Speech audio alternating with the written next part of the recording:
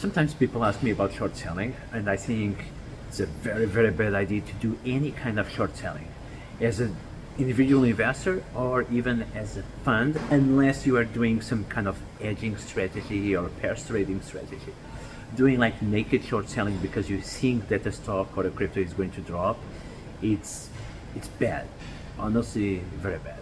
And let me just give you a couple of examples. Like Melvin Capital, a few years ago, you remember the GameStop short squeeze? Some people say like, oh, if you have a lot of money, you can do short selling because you have deep pockets and you can continue adding money to your account. And in Melvin Capital, during the GameStop short squeeze, they lost 50% of their portfolio value, 50% of their AUM, like billions of dollars, okay? And why is that? Because when you go long, when you buy a stock or a crypto, the worst case scenario is you lose the money to invest. The downside is capped. But when you go short, when you go short, you are betting that the stock is going to drop. But it can continue going up 10, 50, 100, 200%. And if that happens, you are fucked.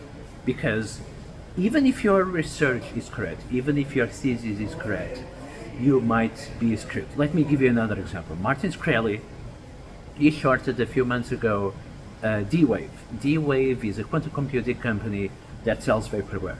I believe I'm with Martin Shkreli. D-Wave doesn't have intrinsic value. It should be shorted. But he shorted at 955, and now the stock is at, give me just a second.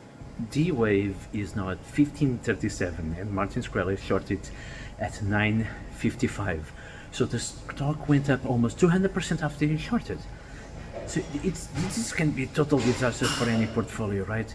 And he is right in his investment thesis. He is right in trying to short this stock because the intrinsic value is like close to zero, and the stock is at 9. It needs to go down, but before going down, it can go up a lot. It can go up to from 9 to 10, 11, 12, 14, 15, right? And as the people say, the markets can stay rational longer than you can stay solvent, and that's the problem with short selling. There is a lot of pain, and imagine if you have 1,000 different short positions, you run 1,000 Monte Carlo simulations, 50% of them you might do well, okay? And then you have 50% of them where you have to handle some pain. And maybe 10% of them you need to handle a lot of pain. And maybe 5% of them it's infinite pain. And it will just blow up your portfolio. So this is why I don't short. I don't short unless like special cases I'm doing some hedging, and I do shorting for very specific reasons like delta neutral strategies, stuff like that, or arbitrage.